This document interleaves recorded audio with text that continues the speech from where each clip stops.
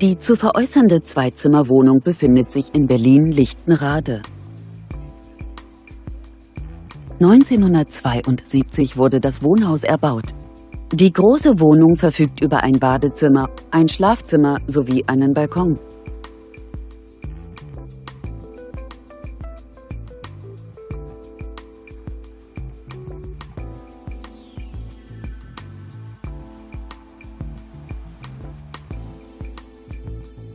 Bei einer Wohnfläche von 65 Quadratmetern beläuft sich der Kaufpreis dieser Erdgeschosswohnung auf 99.800 €.